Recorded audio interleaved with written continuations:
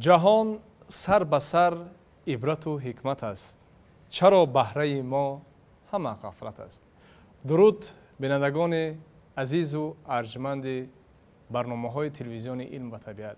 با کلام و پیام حکیم توسی ابوالقاسم فردوسی برنامه نوبتی شاهسر بیزوال را تقدیم شما می داریم. در برنامه ما این نوبت نیز خوانندگان مؤسسه تحصیلات میانه عمومی رقم 34 شهر حصار تشریف آوردند که به واسطه در برابر اشتراکچی برنامه شاهنامه خوانی هستند. اینچنین اشتراکچی آزمون جمهوری فروغ صبح دانایی کتاب است که به واسطه شرکت کنندگان این آزمون جمهوری به حساب می رود. امروز تصمیم ما از کلام و مصرع‌های بای حکیم توسی ابوالقاسم فردوسی آن است که هویت سازی و وطن دوستی و وطن پرستی را در ضمیر هر یک نورس و جوان بیدار کردن است. اینجا باشد بینندگان گرامی، در نخست داستان میشنویم در قرائت یکی از خوانندگان ما و سپس باز صحبت خویش را در موضوع شاهنامه خوانی و شاهسر بیزوال حکیم ابوالقاسم فردوسی ادامه خواهیم داد. حالا باشد بیبی گل عزیز و بهر ما داستان از شاهنامه ابوالقاسم فردوسی قرائت می‌نمایند. باز آمدن کاووس به ایران زمین و گسیل کردن رستم را به نیمروز. چو کاووس در شهر ایران رسید، ز گرد سپاه شد جهان ناپدید. برآمد همه تا به خورشید جوش، زن و مرد شد پیش او با خروش. همه شهر ایران بیاراستند، میورود و رامشگران خواستند. جهان سر به سر نو شد از شاهی نو، ز ایران برآمد یکی ماهی نو. چو بر تخت بنشست پیروز و شاد، دری گنجهای کهن برگشاد. ز هر جای روزی دهان را بخواند، به دیوار دینار دادن نشان. برآمد خروش از دور پیلتن، بزرگان لشکر شدند انجمن. همه شادمان نزد شاه آمدند، بدان نامور تختگاه آمدند. تهمتن بیامد به سر بر کلاه، نشست از بری تخت نزدیک شاه. همی خواست دستور از تاجور، که تا باز گردد سوی زال زر.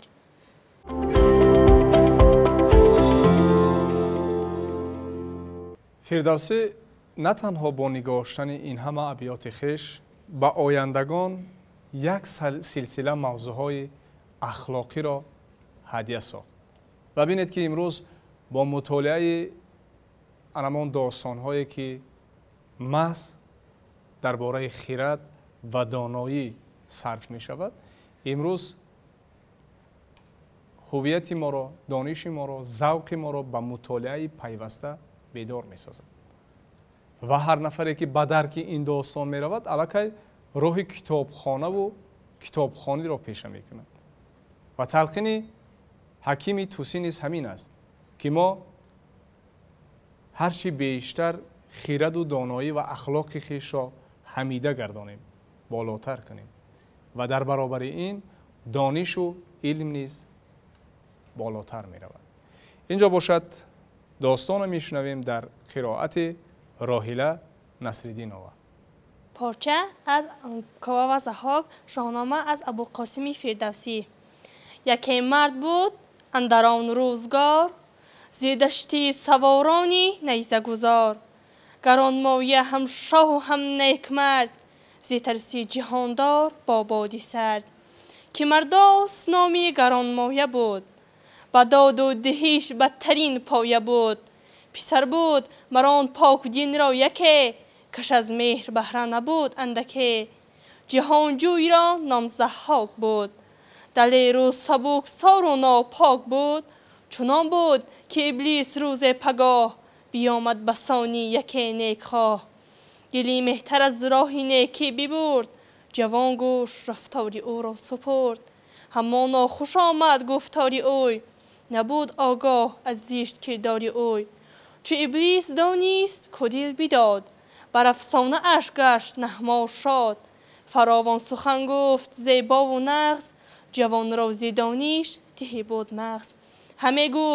همه گفت دارم سخنها بسه، که آن را جز من نداند کسه. جوان گفت برگوی چندین مپای، بیاموز ما را تو ای نیک رای. بدو گفت پیمانت خواهم نخست، پس آنگه سخن برگشایم درست. جوان نیک دل بود پیمانش کرد، چنانکه بفرمود سوگند ورد.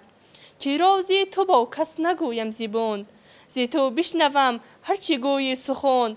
بدو گفت چون جز تو کسی در سرای، چرا باید ای ناور کت خدای.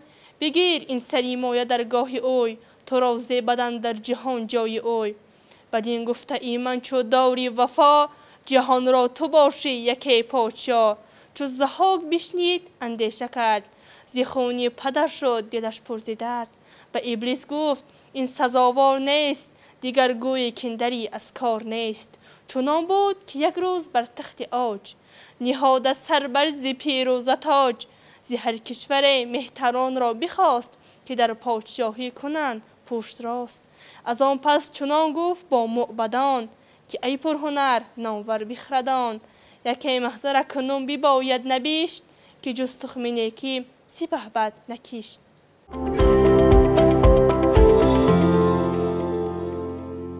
با یادآوری است که در پیروی داستان‌های شاهنامه بسیار اثرها تألیف شدند و بسیار ادیبان و شاعران ما غزل‌ها و داستان‌ها ایجاد کردند. و ببینید امروز دامنه بسا فراخ را شاهنامه ابوالقاسم فردوسی فتح کرده است و امروز استقبال و شرف و مخصوصاً افتخار ملت ما در آن است که کتاب ابوالقاسم فردوسی کتاب روی‌مویزی صدها دانشمندان تاجیک و نه تنها تاجیک بلکه تمام دانشمندانی که در رشته ادبیات و فرهنگ و خرد هستند و امروز واقعا افتخار باید کرد از این فرزند ملت که برای پیاده کردن و پاسداشتن زبان و ملت و خلق زحمت‌های طولانی کشیده است و در طول تاریخ جبرهای زیاد دیده است و امروز افتخارمندیم که به دست ما نسل‌های آینده این سرزمین نگاشته‌های حکیم ابوالقاسم فردوسی بی‌گزند آمده رسیده است. بینندگان گرامی، باز اینجا داستانی میشنویم در قرائت همیرا محیدی نوا. داستان از شاهنامه فردوسی یافتن رستم چشمه آب. یکی راه پیش آمدش ناگزیر، همه رفت بایست بر خیر خیر. بیابانی به آب و گرمایی سخت، کزومور گشت به تن لخت لخت. چنان گرم گردید هامان و دشت، تو گفتی که آتش برو برگذشت. تنی رخش و گویا زبانی سوار، زی گرمی و از تشنگی شد زیکار. پیاده شد از اسب و ژوپین به دست، همه رفت پویان به کرداری مست. نمیدید بر چاره جوستن ره، سوی آسمان کرد روی آنگه. چنین گفت که ای داوری دادگر، همه رنج و سختی تو آری بسر. گریدون که خوشنودی از رنج من، بدین گیتی آگنده شد گنج من. بپویم همه تا مگر کیردار، دهد شه کاووس زینهار. همه ایرانیان را ز چنگال دیو، رهاند به آزار کیهان دیو. گنهگار و افکندگانی تواند، پرستنده و بندگانی تواند. تنی پیلوارش چو این گفته شد، شد از تشنگی سست و آشفته شد. بیفتاد رستم بدان گرم خاک، زبان گشته از تشنگی چاک چاک. همانگاه یکی میشی نیکو سیرین، بپیمود پیشی تهمتن زمین. از آن رفتنی میشه اندیشه خواست، به دل گفت آبیشخیر اینجا کجاست. همانا که بخشایش کیردار، فراز آمد است اندر این روزگار. بیفشود شمشیر به دست راست، به زور جهاندار بر پای خواست. بیشود در پای میشود تیغش به چنگ، گرفته به دست دیگر پلهنگ.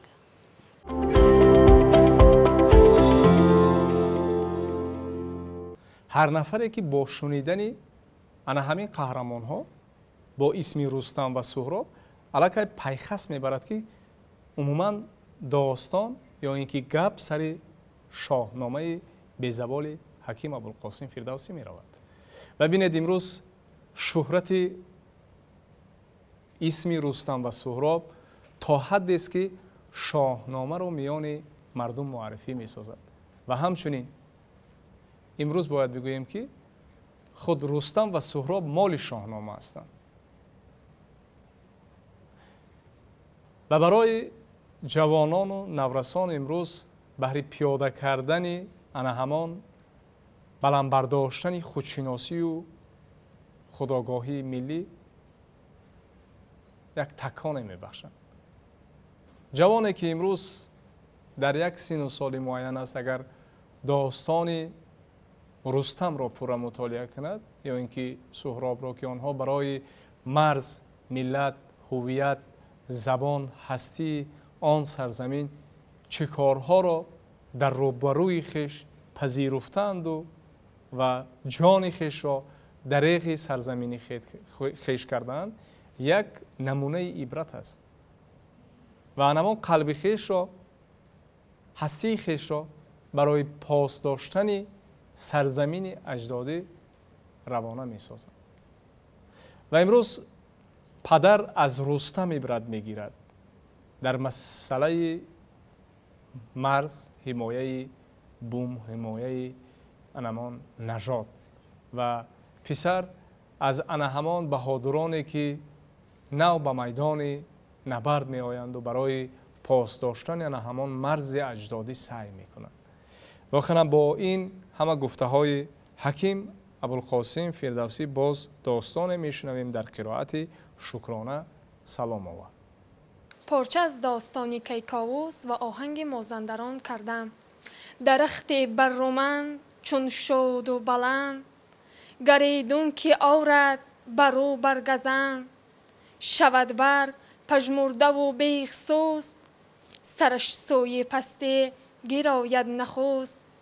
چو از جایگه بگسلد پای خویش، به شاخه نوایی دهد جای خویش. مرو را سپارد گل و برگ و باغ، بهار به کردار روشن چراغ. اگر شاخ بد خیزد از بیخ نیک، تو با بختونی دی میاغاز ریگ. پدر چو به فرزند ماند جهان، کند آشکارا برو بر نهان. اگر بیفکن فرو نامی پدر، تو بیگانه خوانش مخوانش پسر. اگر گم کند ره آموزگار، سزد کو از جفا بیند روزگار. چونین است رسمی سرای کهن، سرش هیچ پیدا نبینی زبون. چو رسمی بدش باز یابد کسی، سزد گر به گیتی نماند بسی. ز گفتار فرزانه دل مرد پیر، سخن بشنو و یک به یک یاد گیر. چو بگریفت کاووس جای پدر، مرو را جهان بنده شد سر به سر. ز هر گونه گنج آگنده دید، جهان سر به سر پیش خود بنده دید. هم از طوق و هم تخت و هم گوشوار، همان تاج زرین زبرجد نگار. همان تازی اسپان آگنده یال، به گیتی ندارد کس را همال. چنان بود در گلشن زرنگار، همی خورد روزیمه خوشگوار. یکی تخت زرین برونیش پای، نشسته برو بر جهان کت خدای. ابا پهلوانان ایران به هم، همی رای زد شاه بر پیش و کم. چنین گفت کاندر جهان شاه کیست، گذشته ز من در خوریگاه کیست. مرا زیبد اندر جهان برتری، نیارد ز من جز کس راوری. همی خورد باده همی گفت شاه، در او خیره مانده سرانی سپاه. چو رامشگری دید ز پرده دار، بیامد که خواهد بر شار بار. چونین گفت کز شهر مازندران، یکی خوش نوازم زیرا مشکران. اگر در خورم بندگی شاه را، کشاد بری تخت خود راه را. بیرفت از دری پرده سالاری بار، بیامد خرامان بری شهریار. بیگفتش رامشگری بر در است، ابا بربط و نز رامشگر است.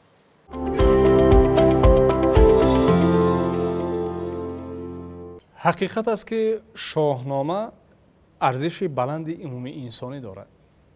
نوبسته در طول تاریخ میلیون ها نفر آدمان سیاره در هر دور و زمان از اثر بی‌زوال حکیم ابوالقاسم فردوسی غذای معنوی گرفتند. ببینید که امروز ارزش شاهنامه چقدر والا است و ما را میباید شاهنامه خوانی را از آن همان محیط عائلوی آغاز کنیم برای بیدار کردن هویت ملی. امروز پدر مادر که رو می آورد به گنجینه هستی ملتش، یعنی که به مثل اثر نابغه ابوالقاسم فردوسی شاهنامه، به واسطه فرزند او نسل اون خاندان حتما توجه می کند که والدین چی مطالعه می کنند و چی را پیگیری می کند و این پیوسته یک شغل همیشگی چنین فرزندان می گردد که میان خویش شاهنامه خوانند، شاهنامه تقسیم کنند و پیوسته شاهنامه خوانی کنند. امروز خوانندگانی که در این برنامه گردآوری کردیم، جمع کردیم، دعوت کردیم، به واسطه هر یکی آنها زیاده از 100-200 مصرع یا اینکه بیت از داستان‌های حکیم ابوالقاسم فردوسی می‌دانند و این در حقیقت نه تنها سهم مکتب و عموماً کتابخانه است، بلکه سهم مهمی والدین نیز دیده می‌شود.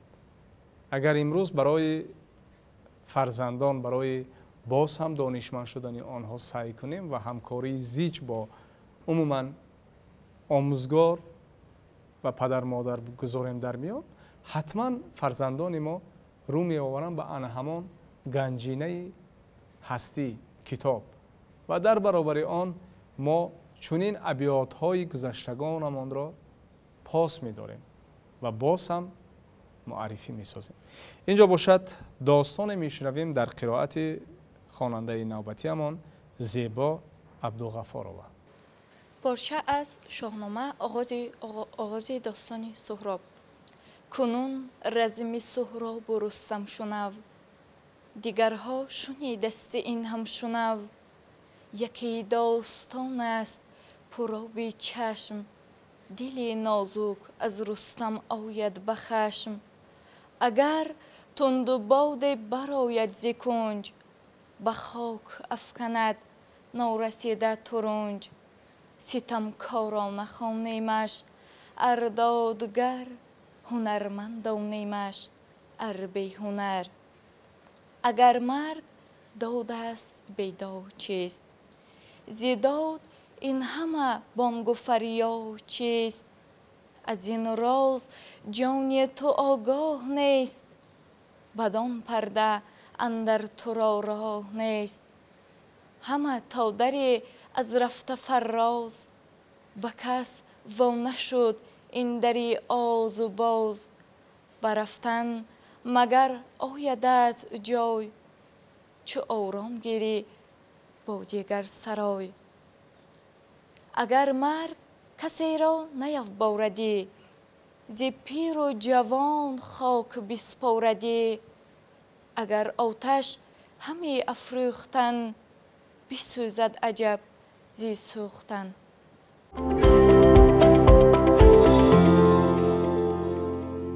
بینندگان گرامی، یک نکته را مهم است که اینجا درج کنیم. برنامه شاهنامه خوانی شاهاثر بی‌زوال به واسطه برنامه مشترک است. مؤسسه دولتی کتابخانه ملی در همکاری با تلویزیون علم و طبیعت این برنامه مهم و سری وقتی را پیاده کردند. ببینید امروز مؤسسه دولتی کتابخانه ملی با خوانندگان خویش چنین محفل ها را دایر می کند. و امروز راهبریت مؤسسه نیز پیوسته برای هرچی بیشتر معرفی گشتن گنجینه های نیاگان، نادرترین ادبیات های گذشتگان ما سعی دارد و چون این برنامه ها واقعا هم می تواند که صف خوانندگان را در کتابخانه ها افزون نماید و در برابر آن معنویت آنها را بلند بردارد و پی پیشرفتن جامعه کنونی تاجیکستان عزیز سهمی ارزنده داشته باشد. واقعا امروز مؤسسه دولتی کتابخانه ملی بارگاهی هست که در هر یک تالارش هزارها هزار کتاب برای مطالعه نورسان و جوانان گرد آورده شده است. و بینید امروز در تالارهای کتابخانه ملی اگر داستانهای شاهنامه ابوالقاسم فردوسی را پیگیری نماییم، هم با خط کریلی و هم با خط فارسی امروز به معرض مطالعه قرار داده شده است و هر نفری که می‌خواهد با زبان اصل اثر حکیم ابوالقاسم فردوسی شاهنامه را مطالعه کند، مرحمت به کتابخانه ملی آید و همکاری خویش را به راه ماند. اینچنین به طریق رایگان از تمام افضلیات‌ها و شرط و شرایط کتابخانه ملی استفاده نماید. بینندگان گرامی، اینجا باشد داستان میشنویم در قرائت زلاله سعیدова. داستانی سیاووش، آغازی داستان. کنون ای سخنگوی بیدار مغز، یکی داستانی بیارای نغز. سخن چون برابر شود با خیرت، روانی سراینده کاهش برد. کسی را که اندیشه نخوش بود، بدان ناخوشی راه او کج بود. همه خویشتن را چشپا کند، به پیش خیرتمند رسوا کند. ولیکن نبیند کساهوی خویش، اگر داد باید که ماند به جای. بیارای بیارای زان پس به دانا نمای، چو دانا پسند و پسندیده گشت، ز گفتاری دهقان کنون باستان. بپیوندیدم از گفتاری داستان، کهن گشته این داستان ها ز من، همی نو شود بر سری انجمن. اگر زندگانی بود دیر یاز، بدین خیر خورم بماند دراز. یکی میوه‌دار بماند ز من، که ماند همی بری به چمن. از آن پس که بنمود 58، به سر بر فراوان شگفتی گذشت. همه روز جویمش به تقویم و فال، همی از کمتر نگردد به سال. چی گفت اندر این مبادی پیش رو، که هرگز نگردد کهن گشته نو. تو چندانی که باشی سخنگوی باش، چو رفتی سر و کارت بد است.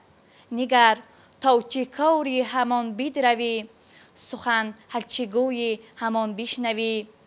درشتی ز کس نشنود نرم گوی، سخن تا توانی بی آزرم گوی.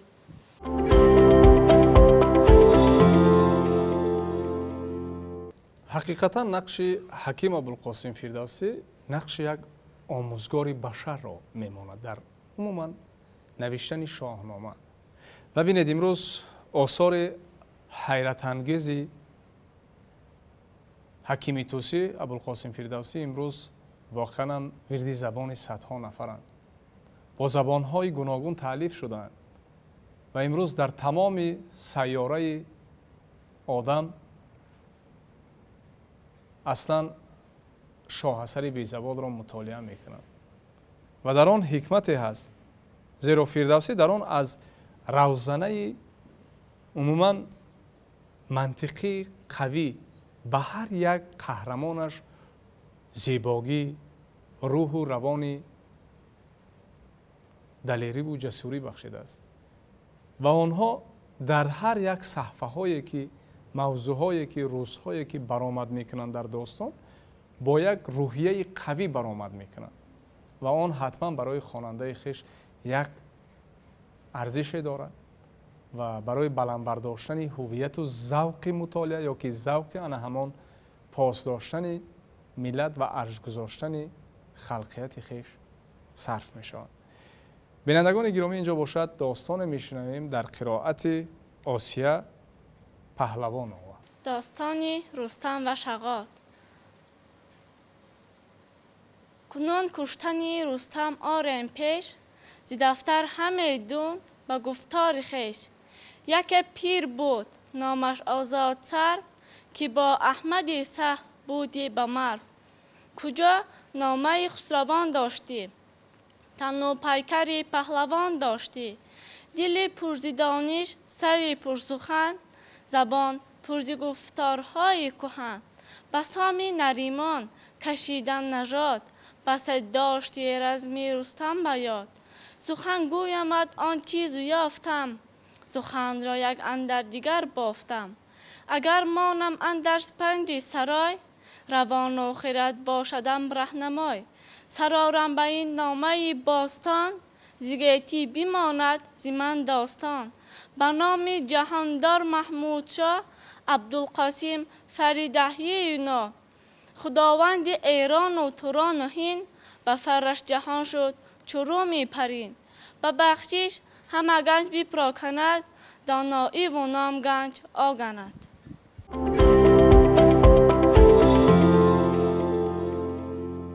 ملک الشعرا بهار که واقعا هم یکی از داننده های ممتاز ادبیات کلاسیک است، میگوید به واسطه ادبیات کلاسیک فارسی تاجیکی را به نوشته های حکیم ابوالقاسم فردوسی تصور کردن غیر امکان است و جان دارد این گفته های ملک الشعرا بهار. واقعا هم امروز از آن همان نظم و ابیات بلند فردوسی به هر یک قهرمانان اثر پیراهن میپوشاند. ببینید امروز شوق و شور آن که در دل چنین جوانان و نورسان بیدار است، مطالعهش امروز برای اینها یک شوق و روحی روانی تازه میبخشد. محض آن همان نوشته های حکیم طوسی ابوالقاسم فردوسی است و ما از این منبر تلقین می سازیم که بینندگان عزیز ما نیز رو آورند در برابر این شرکت کنندگان برنامه مذکور که به واسطه هر یکی ما را می سازد که از این نگاشته های نماینده ادبیات کلاسیک تاجیک و فارس مطالعه کنیم و بهر قیمت داشتن و عموما حفظ نمودن وطن دوستی و وطن پرستی داستان های محض هویت ساز را از بر کنیم. و بینید امروز نادرترین اثرها را چنین کتابخانه های با نفوذ بیهوده نگاه نمی دارند. حتما نیاز برای زندگی هر روزه فرزندان ما هستند و امروز مؤسسه دولتی کتابخانه ملی بارگاهی هست که با تمام افضلیت های علم و دانش درهای خویش را برای تمام ساکنان کشور باز نموده است. تنها و تنها از هر یکی ما می سازد که رو آوریم به کتابخانه، راهی کتابخانه ملی را آموزیم، راهی کتاب خواندن را آموزیم و سعی کنیم که بهر خویش از این نگاشته های بزرگانمان برداشت نماییم.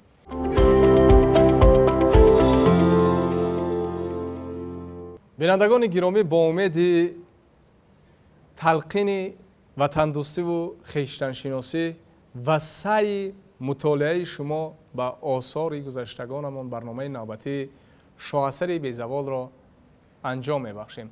تا برنامه‌های دیگر شاد و مسرور باشید.